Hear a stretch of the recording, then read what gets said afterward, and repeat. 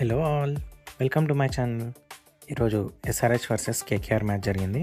దాని గురించి మనం ఓవరాల్గా మాట్లాడుకుందాం. సో ఫస్ట్ కేకేఆర్ టాస్ గెలిచి ఎస్ఆర్హెచ్ని బ్యాటింగ్లో పంపారు. అండ్ ఎస్ఆర్హెచ్ ఓవరాల్గా 226 for 8 కొట్టారు 20 ఓవర్స్లో. అండ్ కేకేఆర్ 161కి 16 ఓవర్స్లో ఆల్అవుట్ అయిపోయారు. ఓవరాల్గా ఈరోజు మనకి Nitish Kumar Reddy man of the match అయ్యారు with 39 runs and 2 wickets. So ఇప్పుడు మన వాళ్ళ బ్యాటింగ్ విషయానికి వస్తే ఫస్ట్ మన ట్రావిషేక్ ఇద్దరు స్టార్ట్ చేశారు. వైభవ్ అరోరా బౌలింగ్ చాలా బాగా పడింది. ఫస్ట్ 3 balls అసలు బాగా స్వింగ్ అయింది. అండ్ అసలు కనీసం టచ్ కూడా చేయలేకపోయాడు ట్రావిస్ హెడ్.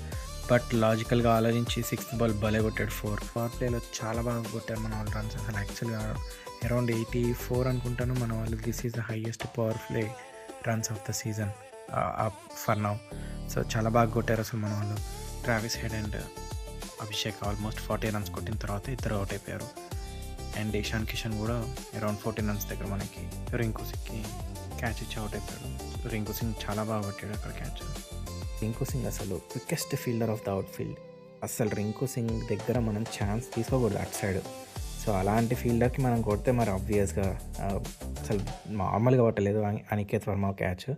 చాలా దూరమే కొట్టాడు. బట్ స్టిల్ అసలు రింకు సింగ్ ఈజీగా కవర్ చేసేసి అదేదో సింపుల్ క్యాచ్ లాగా అనిపిస్తుంది, కానీ చాలా డిస్టెన్స్ కవర్ చేశాడు. అట్ ద సేమ్ టైం ఇంకా మన హరీష్ క్లాసిన్ అండ్ నితీష్ కుమార్ అన్న ఇద్దరు కలిసి మెల్లగా ఆడి స్టార్టింగ్లో మెల్లగా ఆడారు. తర్వాత దొరికిన బాల్స్ని కొట్టారు. ఈవెన్ పోస్ట్ మ్యాచ్ ప్రెజెంటేషన్ చూస్తే నితీష్ కుమార్ అదే చెప్పారు. హెంజెస్ క్లాస్ చాలా నీట్గా చెప్పాడు. లాంగ్ బౌండరీస్ ఉన్నాయి, సో అటు సైడ్ బాల్ యూస్ చేస్తున్నారు, ఇంకో సైడ్ షార్ట్ ఉంది.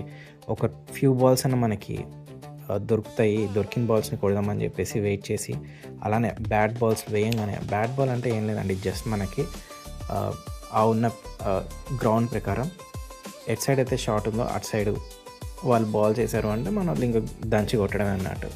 వాళ్ళకి ఇంకో వాళ్ళ ఆర్క్ కూడా ఉంటుంది, ఒక్కొక్క బ్యాట్స్మెన్కి ఒక్కొక్క ఆర్క్ ఉంటుంది. హెండ్రిచ్ క్లాసెన్ ఎక్కువగా ఫ్రంట్ సైడ్ కొడతాడు, సో అట్లా అన్నట్టు. అండ్ తర్వాత సలీల్ అరోరా వచ్చారు. ఫస్ట్ బాల్ అవుట్ అయిపోయాడు ఆఫ్టర్ నితీష్. సలీల్ అరోరా పాపం బ్యాట్ ఫేస్ నడుస్తుంది. తను యాక్చువల్గా ప్రాక్టీస్ మ్యాచెస్లో చాలా చాలా బాగా ఆడాడు. 4 times వచ్చి ఆల్మోస్ట్ 3 times 50s కొట్టాడు ప్రాక్టీస్లో. బట్ సమ్ టైమ్స్ అలా అవుతుంటుంది. మేబీ నెక్స్ట్ మ్యాచెస్లో కొంచెం గేమ్ టైం దొరికి చాలా బాగా ఆడతాడని హోప్ చేద్దాం.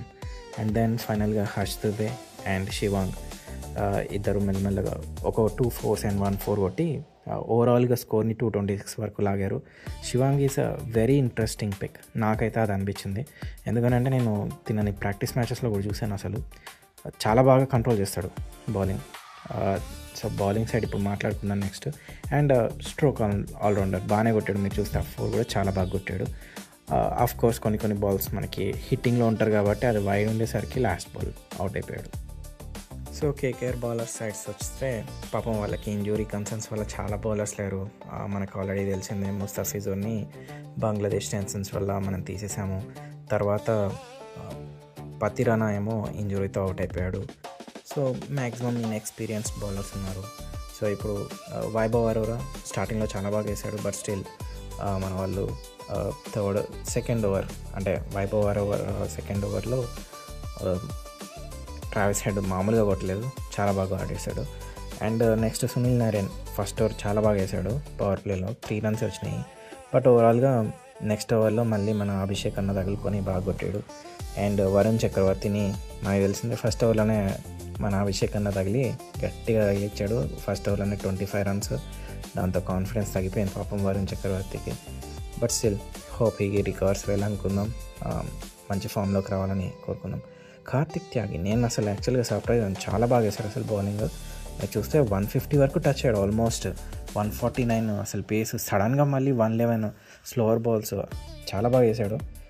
అందుకని తనకి ఒక వికెట్ కూడా వచ్చింది. అండ్ అంకుల్ రాయ్ తను కూడా చాలా బాగా వేశాడు bowling. 2 overs 16 runs and 1 wicket.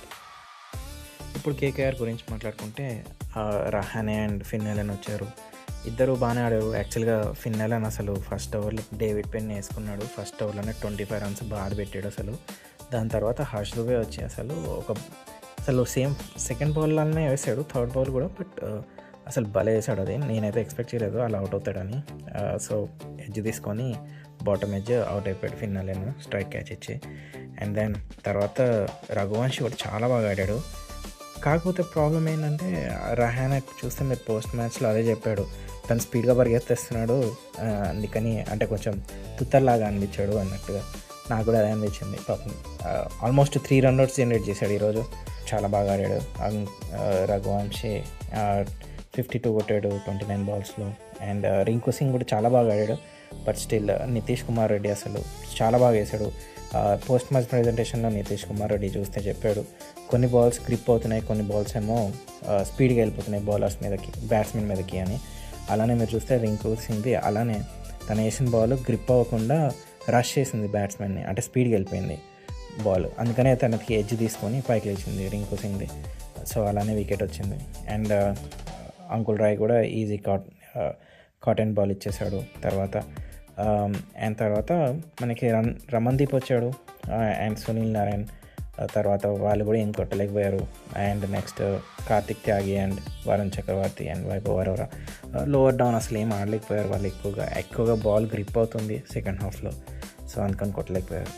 So ఓవరాల్గా చూస్తే అజింక్య రహానే పోస్ట్ మ్యాచ్ ప్రజెంటేషన్లో ఓన్లీ స్టార్టింగ్ ఇన్నింగ్స్లో బాగుంది, సెకండ్ ఇన్నింగ్స్లో కొంచెం బాల్ గ్రిప్ అయింది అని ఏదో చెప్పాడు. బట్ నాకైతే వాళ్ళకి స్టార్టింగ్లో బాల్ స్వింగ్ అయింది, మరి చాలా బాగా స్వింగ్ అయింది. మన వాళ్ళకి అంత స్వింగ్ అవ్వలేదు. మీరు చూస్తే ఫస్ట్ 3 బాల్స్ అసలు వైభవ్ అరోరా ఎంత బాగా స్వింగ్ అయింది, అసలు కనీసం ట్రావిస్ హెడ్ టచ్ చేయడానికి కూడా కుదరలేదు. మరి అలా కంపేర్ చేసుకుంటే అది కూడా కన్సిడర్ చేయాలి. బట్ ఓవరాల్గా చెప్పాలి అంటే చాలా బాగా మన వాళ్ళు చాలా బాగా ఆడారు. అంటే లైక్ ట్రావిస్ హెడ్ పార్ట్నర్షిప్ వల్ల మన వాళ్ళకి కొంచెం టైం వచ్చింది. సో దట్ అందుకనే క్లాసిన్ కానీ నితీష్ కానీ కొంచెం మెల్లగా ఆడడానికి టైం వచ్చింది వాళ్ళకి. సో అలా టైం తీసుకొని తర్వాత మెల్లమెల్లగా బూస్ట్ చేసి ఉన్న స్కోర్ని ఆల్మోస్ట్ లైక్ 220 వరకు లాగారు. సో మన బౌలర్స్కి ఆల్రెడీ ఐడియా వచ్చింది కాబట్టి స్లో బాల్స్ వేయాలి అని చాలా బాగా వేశారు. And to be honest Kishan ఒక బ్రెయిన్ని మెచ్చుకోవాలి. మనకి సెకండ్ ఓవర్ హర్ష్ దుబేని ఇంట్రడ్యూస్ చేయడం, ఇద్దరు రైట్ హ్యాండర్స్ ఉండడం వలన ఒక లెఫ్ట్ ఆర్మ్ స్పిన్నర్ని ఇంక్లూడ్ చేయడం వలన అసలు ఈజీగా ఫినాలని దొరికేశాడు. ఫ్యూ పాయింట్స్ లాగా మాట్లాడదాం, బుల్లెట్ పాయింట్స్ లాగా. సో కొన్ని వచ్చేసి నా వరకు అయితే బ్యాడ్ చాయిసెస్ అనిపించింది from team side. Like Ishan Malinga, నేను అసలు ఇషాన్ మలింగ వేస్ట్ అనుకున్నట్టు be honest when compare to Harshal Patel. But Ishan మలింగకి ఎంత లక్ ఉంది ఈరోజు అనేది చూపించాడు.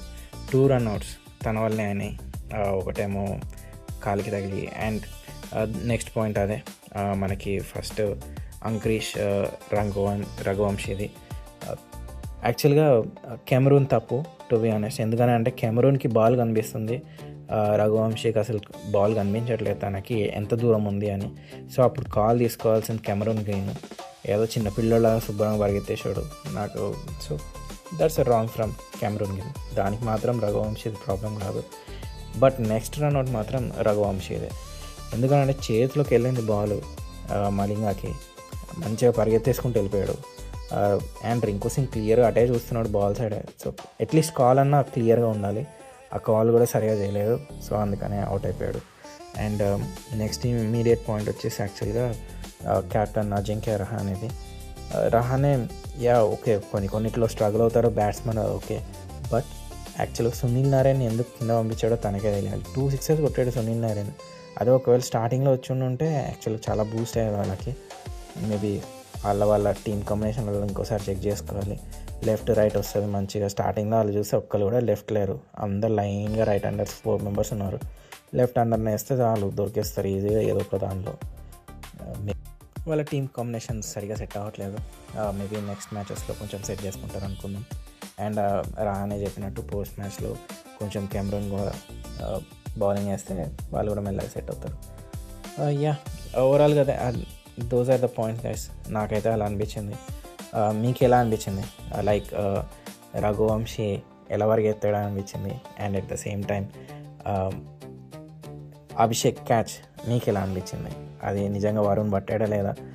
నాకైతే to be honest benefit of doubt బ్యాట్స్మెన్కి ఇచ్చారని నా ఫీలింగ్. బట్ మీ ఫీలింగ్స్ ఏంటో కొంచెం కమెంట్లో రాయండి. కుదిరితే లైక్ చేయండి అండ్ సబ్స్క్రైబ్ చేసుకోండి. Thank you very much for watching. Thank you, bye.